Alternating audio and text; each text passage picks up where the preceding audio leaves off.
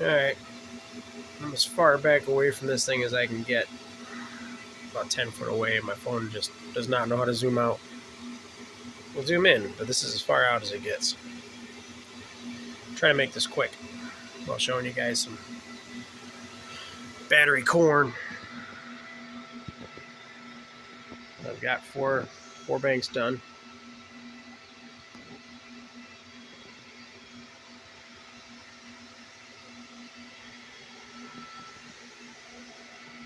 Got one more to build. Got 80 amp breakers with 100 amp BMS. Number 4 welding wire, super fine. All these batteries have been disconnected. All the batteries down there are just sitting there. The Grow Watt 12K.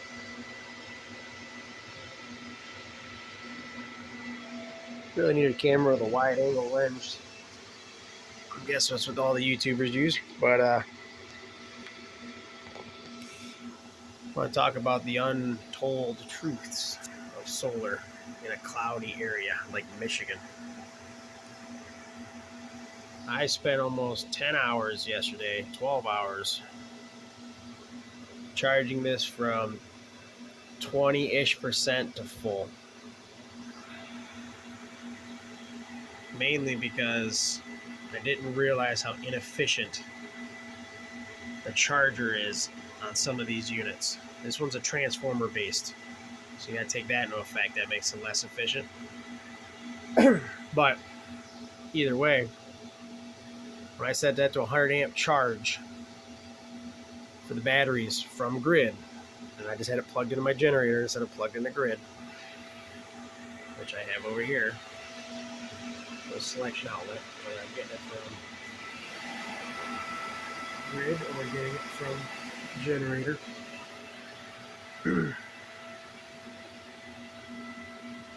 When I'm charging with generator to this at 100 amps, it utilizes 100 amps, 51 volts, 52 volts, we'll say 52 volts. Should use 5,200 watts with 100% efficiency. Nothing's 100% efficient, but what I was actually seeing on my generator, with the panels completely shut off, my house was dark, no loads, 5,200 watts going into the battery, almost 9 kilowatts on the generator. Yeah, it's a 10 kilowatt MEP 803 diesel, pure sine wave, brushless, less than 3% total harmonic distortion generator. Thing's a beast, right? But just a 100 amp charger is only like 60% efficient, roughly. You do the math, but it's in that ballpark. 60% efficient. So I'm saying 9 kilowatts worth of load on my generator for only 5,200 watts worth of charging. So once you turn the loads on the house, you add another 2,000 watts, for random loads. And then maybe, I got 2 furnace blowers. Those are 800 watts a piece, 1,000 watts a piece. And I got a bunch of deep freezers and electric ovens and stoves. And one of those things kick on for a little bit. Dishwasher kick on, an extra 1,500 watts. And my generator tripped and I lost grid. I went out there and checked, said overload. And that thing can handle, 15 kilowatts for a couple minutes. I was like, man, how am I getting so much? And that's when I decided to shut the loads off, come in here and see how much I'm actually putting in the batteries versus how much this thing's actually pulling from the generator, and found out it is bad. And I confirmed it with not only what my generator said, which I trust, but I also have one of those Reliance, 12 kilowatt watt meter boxes on the generator wires as they come into the panels. So they're both saying the same, and I grabbed my Fluke. I was like, they must be losing power somewhere. And I checked, and it is, man. It is just that awful, that inefficient. It only has a 100 amp internal charger, but it uses, 250 amps to produce the 12 kilowatts. So there's some efficiencies going back, some inefficiencies going backwards through that. Plus it being a transformer base and all that.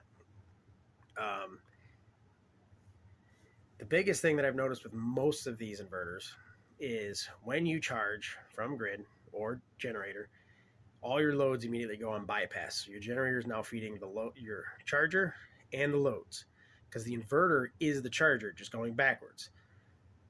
So your load's constantly changing on your generator depending on the loads that you're putting on this.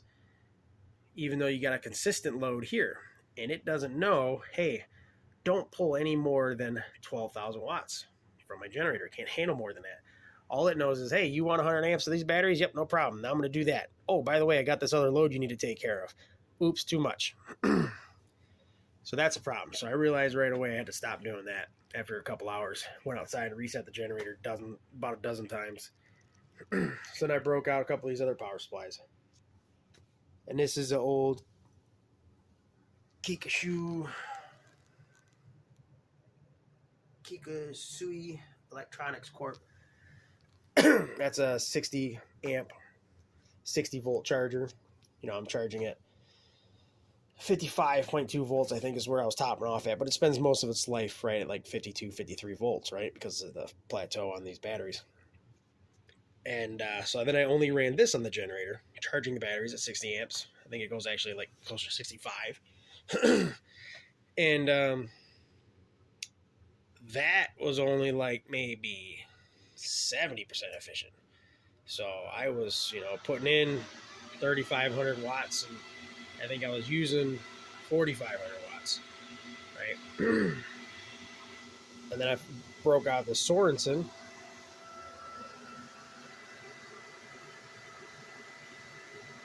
Volt, 55 amp, and that's like 85, 90% efficient right there. So then I just used these.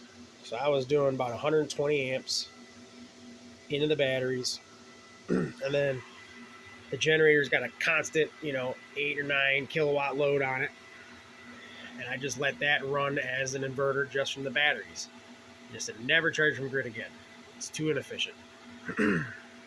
So I'll just, from now on, I'll use this combination, but I broke down and I bought a EG 400 amp charger inverter.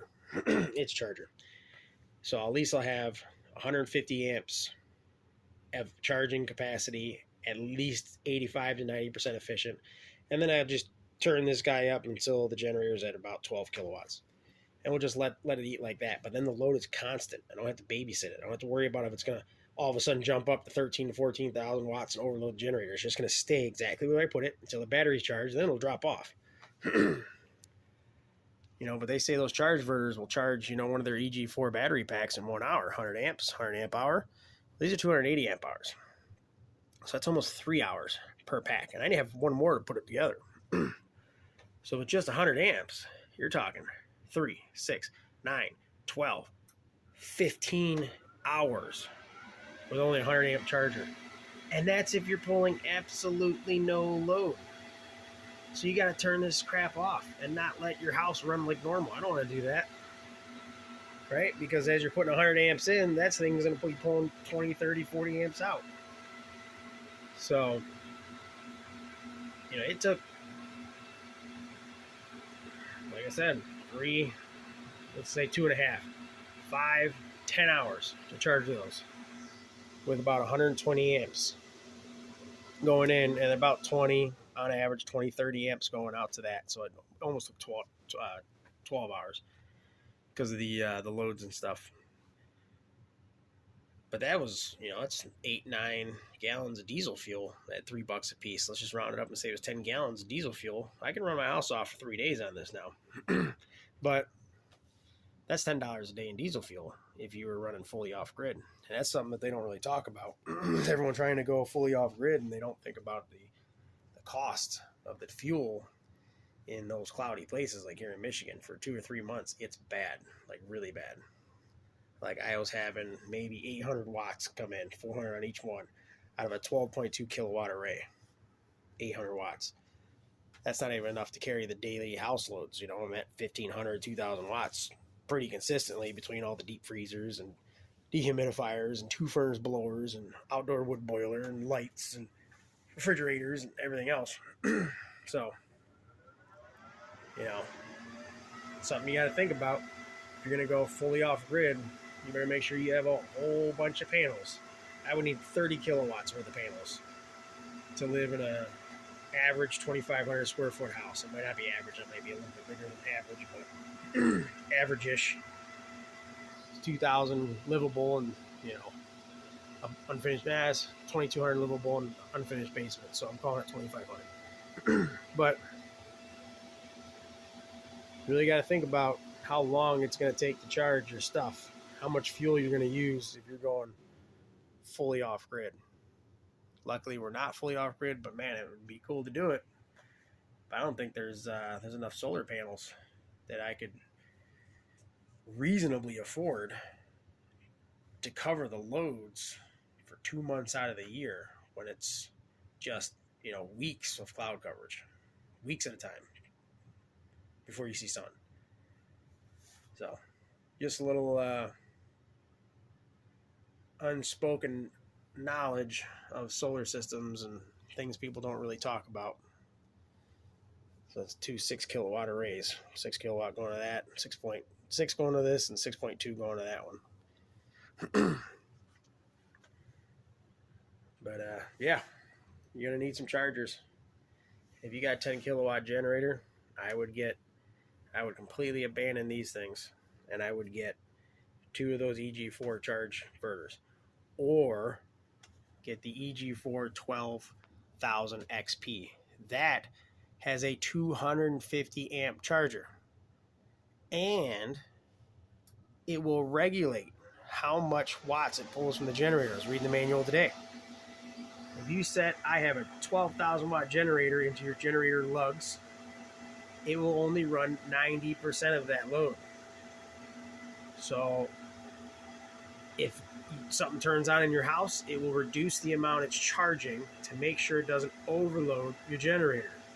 It's like a boost feature, they call it, or something. Either way, that's what you want. Most of these all-in-one units don't have that. They say, yeah, we can charge whatever you want.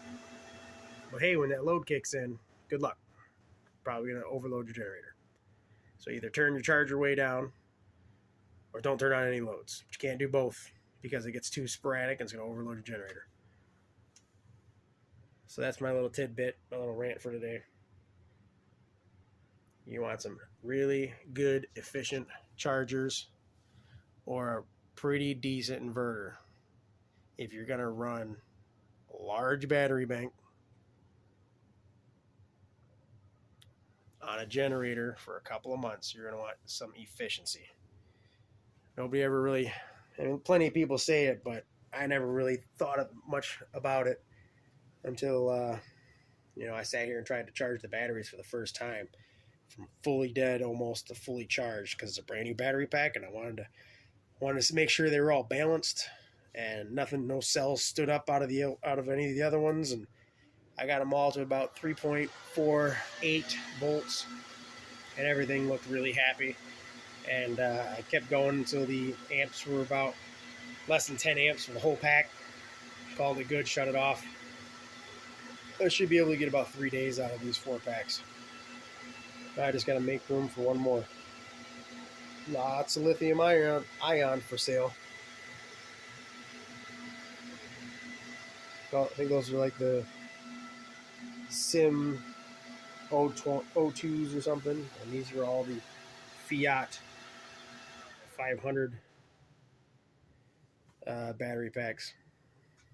It's about 70 kilowatts in total lithium ion. Southeast Michigan. Throw in the comments if you want them.